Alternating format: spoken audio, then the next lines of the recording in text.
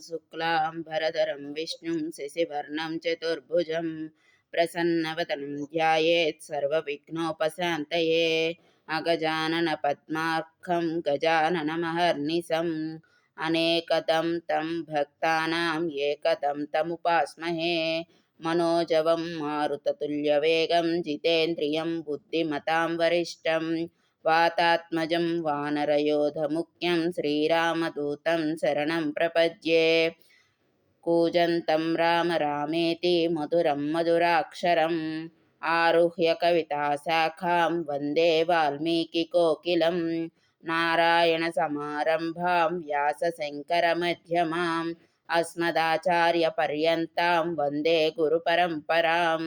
गुरुर्ब्रह्मा गुरुर्विष्णुः गुरुर्देवो महेश्वरः गुरुर्साक्षात् परब्रह्म तस्मै శ్రీగురవే నమః. జై శ్రీరామ్. మనం నిన్నటి వరకు బాలకాండలో 10 సర్గల వరకు చదువుకున్నాం. ఇవాళ 11వ సర్గ ప్రారంభించుకుంటున్నాం. 11వ సర్గ ఏంటయ్యా అంటే ఋష్యశృంగుని రాక, అయోధ్యకు ఋష్యశృంగుని రాక. ఓకే, అయోధ్యకు ఋష్యశృంగుని రాక మనం తెలుసుకుంటున్నాం. ఓ రాజేంద్ర, ఆ సనత్కుమార మహర్షి తన కథా ప్రసంగమునందు ఇంకను ఇట్లు చెప్పాను. అది మీకు హితకరమైనది, దానిని చెప్పేదనము విను. ఇక్కడ ఎవరికి చెప్తున్నారు అనేది ఒకసారి మనం గుర్తు తెచ్చుకుందాం. సుమంత్రుడు అనే మంత్రి దశరథ మహారాజుకి చెప్తున్న కథా వృత్తాంతంలో మనం కంటిన్యూ అవుతున్నాం. ఇక్ష్వాకు మహారాజు వంశమున దశరథుడు అను పేరు గల ఒక మహాపురుషుడు ఉదయింపగలడు. అతడు ధార్మికుడై సర్వ శుభలక్షణములతో సత్యసంధుడుగా ప్రసిద్ధి వహించును. అంగరాజైన ధర్మరథునితో అతనికి మైత్రి ఏర్పడును. దశరథునకు శాంత అను కూతురు కలుగగలదు. అంగరాజైన ధర్మరథుని కుమారుడైన చిత్రరథుడు రోమపాదుడుగా ప్రసిద్ధికెక్కెను. ఆ రోమపాదుని కడకు సుప్రసిద్ధుడైన దశరథ మహారాజు వెళ్ళెను. పిమ్మట అతడు, ఓ ధర్మాత్ముడా, నాకు పుత్ర సంతానము లేదు. నాకు సంతాన ప్రాప్తికిని వంశాభివృద్ధికిని శాంత భర్త అయిన ఋష్యశృంగుడు మీ అనుమతి అయినచో నా కొరకై యజ్ఞమును ఆచరించును అని రోమపాదునితో పలుకును.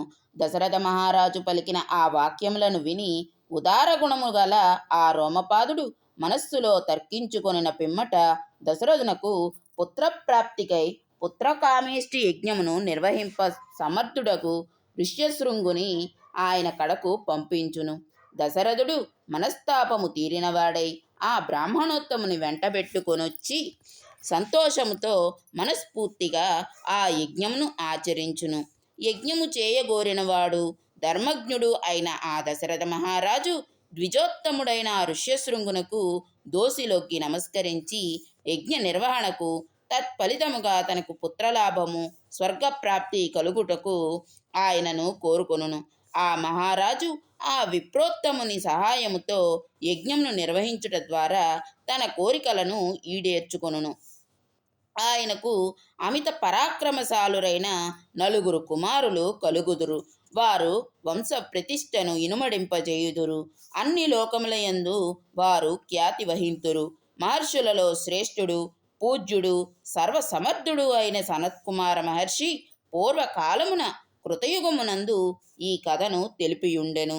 ఓ నరోత్తమ మహారాజా, పుత్రార్థివైన నీవు పురోహితుల ద్వారా గాక స్వయముగా పరివారములతో వాహనములతో వెళ్ళి పూజ్యుడైన ఆ ఋష్యశృంగముని సాదరముగా తీసుకొని రండు.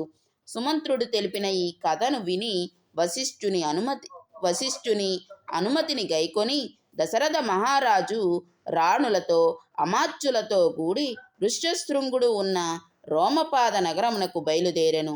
వన దృశ్యములను, నదీ తీరములను తిన్నగా దర్శించుచు క్రమముగా ఆ మహారాజు ముని పుంగవుడున్న ప్రదేశమునకు చేరెను.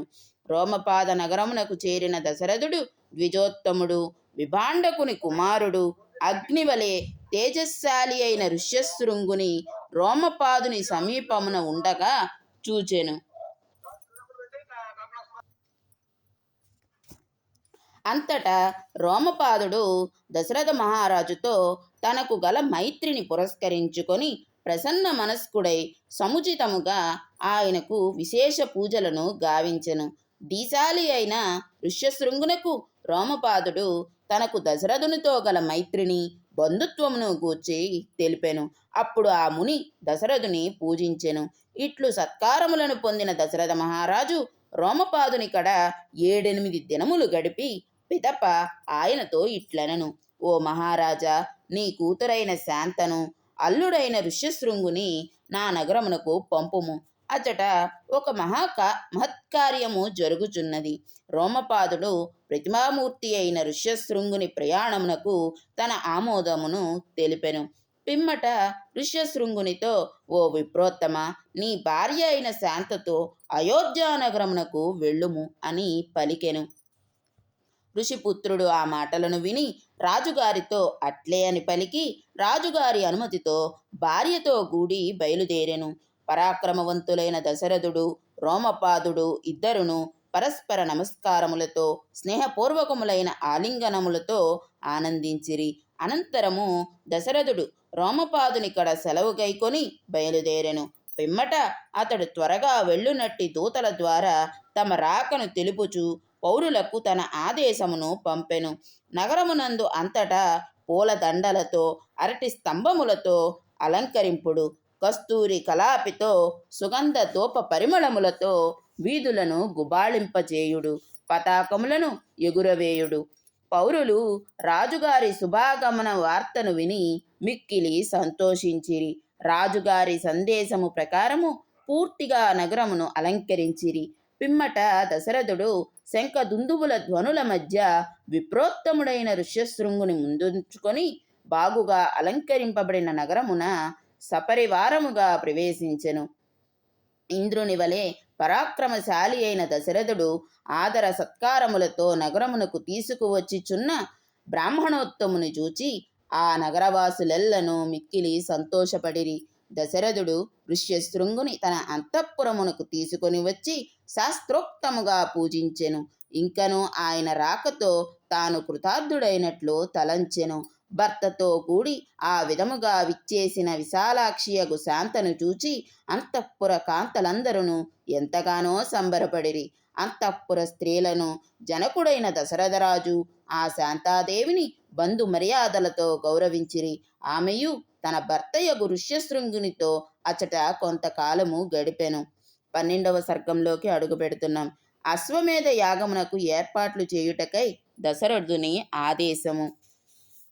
ఋష్యశృంగుడు అయోధ్యకు వచ్చిన పిమ్మట చాలా కాలమునకు మనోహరమైన ఒకానొక వసంత ఋతు ప్రారంభమున, అంటే చైత్రశుద్ధ పూర్ణిమ నాడు, అంటే ఈరోజే అన్నమాట, దశరథ మహారాజు అశ్వమేధ యాగమును ప్రారంభించుటకై సంకల్పించెను. ఎంత అదృష్టమో చూడండి, ఈరోజే దశరథ మహారాజు అశ్వమేధ యాగానికి సంకల్పం కుదుర్చుకున్నారు. మనం కూడా అదే పౌర్ణమి నాడు అశ్వమేధ యాగ పర్వాన్ని చెప్పుకుంటున్నాం.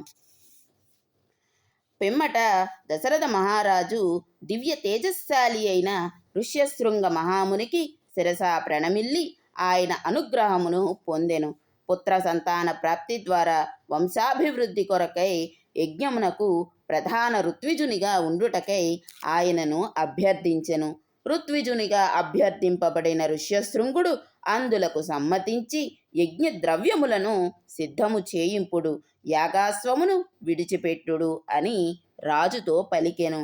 అంతట దశరథుడు మంత్రిముఖ్యుడైన సుమంత్రుని ఇట్లు ఆదేశించెను: సుమంత్ర, వేద పండితులను ఋత్విజులను అయిన సుయజ్ఞుని, వామదేవుని, జాబాలిని, కాశ్యపుని, పురోహితుడైన వశిష్ఠుని, అట్లే తదితర ద్విజోత్తములను శీఘ్రముగా వెంటగొని రమ్ము అని. అనంతరము శీఘ్రగమనుడైన సుమంత్రుడు త్వరగా వెళ్ళి వేద పారంగతులైన ఆ బ్రాహ్మణోత్తములను అందరినీ వెంటబెట్టుకుని వచ్చెను. ధర్మాత్ముడైన దశరథ మహారాజు వారిని పూజించి ధర్మార్థ సాధనకు ఉపయుక్తములకు మధుర వచనములను పలికెను. పుత్రుల కొరకై తపనతో తహతహలాడుచున్న నాకు మనశ్శాంతియే కరువైనది. అందులకై అశ్వమేధ యాగమును చేయుటకు సంకల్పించి తిని. ఆ యజ్ఞమును విధి విధానముగా చేయగోరుచున్నాను. ఋష్యశృంగుని ప్రభావము చేత నా కోరికలు సిద్ధించును. పిమ్మట వశిష్ఠుడు మొదలగు బ్రాహ్మణోత్తములందరూ రాజు పలికిన మాటలు విని బాగు బాగు అని అభినందించిరి. ఋష్యశృంగుడు మొదలగు విప్రులు రాజుగారితో యాగమునకు అవసరమైన వస్తువులను తెప్పింపుడు, యాగాశ్వమును విడిచిపెట్టుడు, పుత్ర ప్రాప్తికై అశ్వమేధ యాగమును చేయవలెనును, సత్సంకల్పము నీకు కలిగినందువలన అమిత పరాక్రమశాలురైన 9 కుమారులను నీవు పొందగలవు అని సాదరముగా పలికిరి. బ్రాహ్మణులు పలికిన ఆ మాటలను విని దశరథుడు మిక్కిలి సంతసించెను. పిమ్మట మహారాజు ఆనందముతో మంత్రులను ఉద్దేశించి ఈ శుభవచనములను పలికెను. గురువుల ఆదేశానుసారము యజ్ఞ సామాగ్రిని తెప్పింపుడు. 9 ఋత్విజులు ముందుగా సాగిపోవుచుండగా సమర్థులైన 400 మంది యోధుల రక్షణలో యజ్ఞ హయమును విడిచిపెట్టుడు. సరయూ నదికి ఉత్తర తీరమున యజ్ఞభూమిని సిద్ధపరచుడు. క్రమము తప్పకుండా శాస్త్రోక్తముగా విఘ్న నివారకములైన శాంతి కర్మలను జరిపింపుడు. ఈ అశ్వమేధ మహాయజ్ఞమును ఆచరించుటలో కష్టములు గాని అపచారములు గాని సంభవించు అవకాశమే లేకున్నచో సామాన్యులైన రాజులు అందరూ ఈ యజ్ఞమును చేయుటకు పూనికొనియుండెడివారే. విద్వాంసులైన బ్రహ్మరాక్షసులు యజ్ఞ కార్యమునందలి దోషములను వెతుకుచుందురు. వారు యజ్ఞమును భంగపరచుటకు యత్నించుచుందురు. యజ్ఞమునకు విఘ్నము కలిగినచో వెంటనే కర్త నశించును. నేను సంకల్పించిన ఈ అశ్వమేధ యాగము ఎట్టి లోపములు లేకుండా యథావిధిగా పరిసమాప్తమగునట్లు చూడుడు. కార్యనిర్వహణమునందు మీరు మిక్కిలి సమర్థులు గదా. ఆ మంత్రులందరూ మహారాజు యొక్క ఆజ్ఞలను విని ప్రభువులు ఆదేశించినట్లే అని ఆయనను ప్రశంసించుచు తదాజ్ఞలను నిర్వర్తించిరి. ఆ బ్రాహ్మణోత్తములందరూ ధర్మజుడైన మహారాజును కొనియాడిరి. ఆయన అనుజ్ఞను గైకొని వారు అందరూ తమ తమ నివాసములకు ఏగిరి. విప్రులందరూ వెళ్ళిన పిమ్మట మిక్కిలి తేజస్శాలి అయిన దశరథుడు మంత్రులందరినీ పంపించి వేచి తాను తన ప్రాసాదమునకు వెళ్ళెను. ఇప్పుడు 13వ సర్గంలోకి వెళ్తున్నాం. అశ్వమేధ యాగమునకు సన్నాహాలు జరుగుతున్నాయి. దశరథుడు సపరివారముగా యజ్ఞశాలలో ప్రవేశించి దీక్షను తీసుకుంటున్నారు. యజ్ఞాశ్వమును వదిలిన 1 సంవత్సరము తరువాత మరలా వసంత ఋతువు ప్రారంభమాయను. అంతవరకును యజ్ఞమునకు ముందు నిర్వహింపవలసిన విధులన్నింటినీ దశరథుడు పూర్తి చేసెను. పిదప కార్యదక్షుడైన ఆ మహారాజు సంతానార్థము యజ్ఞము చేయుటకై యాగశాలలో ప్రవేశించెను. ఆ రాజు వశిష్ఠ మహర్షికి అభివాదమునర్చి విధి విధానముగా ఆయనకు పూజలు సలిపెను. పిమ్మట ఆ విప్రోత్తమునితో సవినయముగా ఇట్లు పలికెను. ఓ బ్రహ్మర్షి, మాకు సంతానమును ప్రసాదించునట్టి యజ్ఞమును విద్యుక్తముగా నిర్వహింపజేయుడు. రాక్షసులచే విఘ్నములు కలుగకుండానట్లుగా ఎట్టి లోపము లేకుండానట్లుగా చూడగలరు. పూజ్యులైన మీరు మాకు ఆప్తమిత్రులు, శ్రేయోభిలాషులు, ఋషి సత్తములు, అంతేకాదు పరమ గురువులు. కావున ఈ యజ్ఞ నిర్వహణ భారము అంతయు మీదే. అంతటా ఆ వశిష్ఠ మహాముని మహారాజుతో అట్లే మీరు కోరిన రీతిగానే యజ్ఞ కార్యములన్నింటినీ నిర్వహించెదను అని నుడివెను. పిమ్మట వశిష్ఠుడు యజ్ఞ కర్మలయందు రాజుచే నియుక్తులైన బ్రాహ్మణోత్తములను, వాస్తుశాస్త్రమునందు సమర్థులైన వారిని, ధార్మికోత్తములైన పెద్దలను, యజ్ఞ పరిసమాప్తి వరకు కార్యనిర్వహణలో నిమగ్నులై ఉండువారిని, ఇటుకలు మున్నగు వాటిని సిద్ధపరచు వారిని, శృక్స్రువాది ఉపకరణములను చేయు వడ్రంగులను, బావులను త్రవ్వువారిని, లేఖకులను, శిల్పులను, చిత్రకారులను, రసభావములను చక్కగా అభినయించు నటులను, నర్తకులను, సచ్చరిత్రగల శాస్త్రజ్ఞులను, శాస్త్రములలోనూ అనుభవమునందున ఆరితేరిన వారిని పిలిపించి వారితో ఇట్లనెను. మీరందరూ రాజాజ్ఞను శిరసావహించి యజ్ఞ కార్యములలో నిమగ్నులు కండు. వేల కొలది ఇటుకలను వెంటనే తెప్పింపుడు. యజ్ఞమునకు వచ్చడి రాజులకై మిక్కిలి ఎత్తైన విశాలమైన భవనములు నిర్మింపుడు. బ్రాహ్మణులకై వందల కొలది చక్కని గృహములను ఏర్పరచుడు. అవి గాలులకును వానలకును తట్టుకొనున్నట్లు దృఢముగా ఉండవలెను. అందు వివిధములైన భక్ష్యాన్న పానములను సమకూర్పుడు. అట్లే పురజనులకు జానపదులకు నివాసయోగ్యములైన గృహములను నిర్మించి అనేక విధములైన తినుబండారములను సర్వ సౌకర్యములను విస్తారముగా సమకూర్పవలెను. ఏ మాత్రము అనాదరమును చూపక మర్యాదగా వారికి భోజన సత్కారములను చేయవలెను. అన్ని వర్ణముల వారికిని తగు విధముగా ఆదర సత్కారములను చేయవలెను. కామక్రోధములకు లోనై ఎవ్వరినీ చిన్నబుచ్చరాదు. యజ్ఞమునకు సంబంధించిన పనులలో నిరతులైన శిల్పులను తదితరులను వయస్సును అర్హతలను పాటించుచు గౌరవింపవలెను. వారిని అందరినీ ధనముతో మృష్టాన్న భోజనములతో సంతృప్తి పరచవలెను. అన్ని కార్యములను చక్కగా అనుష్ఠింపవలను. ఏ విషయమునందును ఎట్టి లోపము రారాదు. మరొక్క మాట, ఈ పనులను అన్నింటినీ మీరందరూ నిండు మనస్సుతో ప్రేమతో ఆచరింపుడు. వారందరూ కలిసి ముక్త కంఠముతో వశిష్ఠునితో ఇట్లు పలికిరి. ఇంతవరకును ఎట్టి లోటును రానీయక మీ ఆదేశముల ప్రకారమే చేసితిమి. ఇక మీదట కూడా మీ ఆజ్ఞలను ఏ లోపము వాటిల్లకుండా పాటించదము. పిమ్మట వశిష్ఠ మహర్షి సుమంత్రుని పిలిపించి ఇట్లు పలికెను. ఈ భూమండలమును గల ధార్మికులైన రాజులను, పెద్ద సంఖ్యలో బ్రాహ్మణులను, క్షత్రియులను, వైశ్యులను, శూద్రులను ఆహ్వానింపుము. అన్ని దేశముల నుండి జనులను సాదరముగా ఆహ్వానింపుము. మిథిలాధిపతి అయిన జనక మహారాజు సూర్యుడు, సత్యసంధుడు, సర్వశాస్త్రములయందు వేదములలోనూ నిష్ఠాగరిష్ఠుడు, మహాపురుషుడు కనుక స్వయముగా వెళ్ళి ఆయనను సగౌరవముగా ఆహ్వానింపుము. ఇంతకు ముందు ఆయనతో గల అనుబంధమును బట్టి మొట్టమొదట ఆయనను గూర్చి తెలుపుచుంటిని. అట్లే సంతతము మధుర భాషియు రాజుగారికి ఆప్తమిత్రుడును అయిన కాశీరాజును స్వయముగా పిలువుము. పరమ ధార్మికుడు, పెద్దవాడు, రాజుగారికి మామయు అయిన కేకయరాజును ఆయన సుతుని స్వయముగా ఆహ్వానింపుము. అంగదేశాధిపతియు సత్పురుషుడు, పూజ్యుడు, గొప్ప కీర్తి ప్రతిష్టలు గలవాడు, దశరథునకు మిత్రుడు అయిన రోమపాదుని సాదరముగా ఆహ్వానింపుము. ప్రాచీనులైన సింధు, సౌవీర, సౌరాష్ట్ర దేశాధిపతులను, దక్షిణ దేశముల ప్రభువులను అందరినీ దూతల ద్వారా ఆహ్వానింపుము. ఇంకను ఈ భూమండలమున దశరథునకు మిత్రులైన రాజులను అందరినీ పరివారములతో బంధువులతో కూడి వచ్చునట్లు వీలైనంత త్వరగా ఆహ్వానింపుము. మనకి ఆహ్వానం వచ్చేసింది, మనం వెళ్తున్నాం అందరం అయోధ్యకి. వశిష్ఠుని ఆదేశమును అనుసరించి సుమంత్రుడు సమస్త రాజులను ఆహ్వానించుటకై అంతరంగికులైన పురుషులను వెంటనే ఆయా దేశములకు పంపెను.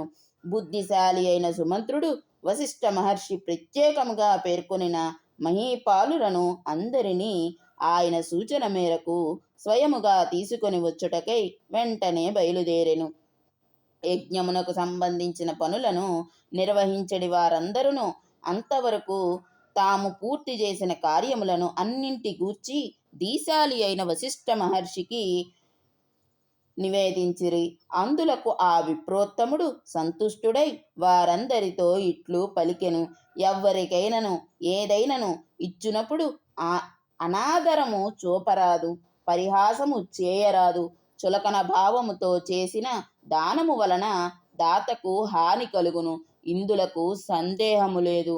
అంతటా కొన్ని దినముల పిమ్మట రాజులందరూ శ్రేష్టములైన రత్నములు, మణులు, ముత్యములను, పగడములను, అమూల్యమైన వస్త్రాభరణములను, చందనాది పరిమళ ద్రవ్యములను దశరథ మహారాజునకు కానుకలుగా ఇచ్చుటకై తీసుకొని వచ్చిరి. వశిష్ఠుడు రాజుల రాకకు సంతుష్టుడై దశరథునితో ఇట్లు పలికెను. ఓ మహారాజా, మీ ఆహ్వానమును అనుసరించి రాజులు అందరూ విచ్చేసిరి. ఆ మహారాజులందరికీ తగిన రీతిగా అతిథి సత్కారములను జరిపితిని. నియుక్తులైన కార్యకర్తలందరూ యజ్ఞమునకు అవసరమైన సమస్త వస్తువులను సమకూర్చిరి. తీసుకొని రాబడిన ఆ యజ్ఞోపకరణములన్నీయును యాగశాలలో తగిన ప్రదేశములలో ఉంచబడినవి. సమీపమునే ఉన్న ఈ శాలకు యజ్ఞమును ఆచరించుటకై విచ్చేయుడు. ఓ రాజేంద్ర, సంకల్ప మాత్రమున అతి శీఘ్రముగా నిర్మింపబడిన ఈ శాలను తిలకింపుడు. ఋష్యశృంగ వశిష్ఠుల ఆదేశానుసారం మంగళకరమైన తిథి వార నక్షత్రములతో కూడిన సుముహూర్తమున దశరథ మహారాజు శంఖదుందుబి మృదాంగాది మంగళ వాద్యములు మ్రోగుచుండగా వేద పండితుల స్వస్తి వచనములతో రాజభవనము నుండి యజ్ఞశాలకు బయలుదేరెను. అంతట వశిష్ఠుడు మొదలైన బ్రాహ్మణోత్తములెల్లరును ఋష్యశృంగుని ముందుంచుకొని యజ్ఞవాటికకు చేరిరి. పిమ్మట యజ్ఞకర్త అయిన దశరథుడు, ఋత్విక్కులు మొదలగు వారందరూ శాస్త్రోక్తముగా యథాప్రకారముగా యజ్ఞకర్మలను ఆరంభించిరి. సకలైశ్వర్య సంపన్నుడైన దశరథ మహారాజు ధర్మపత్నులతో కూడి యజ్ఞవాటికను ప్రవేశించెను. పిమ్మట అతడు శాస్త్ర ప్రకారము విధి విధానముగా యజ్ఞదీక్షను స్వీకరించెను. మనందరికీ కూడా ఆహ్వానం వచ్చింది కాబట్టి మనం కూడా అందరం బయలుదేరి అయోధ్యకి వెళ్దాము. అందరూ తప్పకుండా రండి. తర్వాత కథ ఏం జరిగింది అనే కథా విశేషాన్ని రేపు చదువుకుందాం. సర్వం శ్రీరామచంద్ర పాదార విందార్పణమస్తు. స్వస్తి.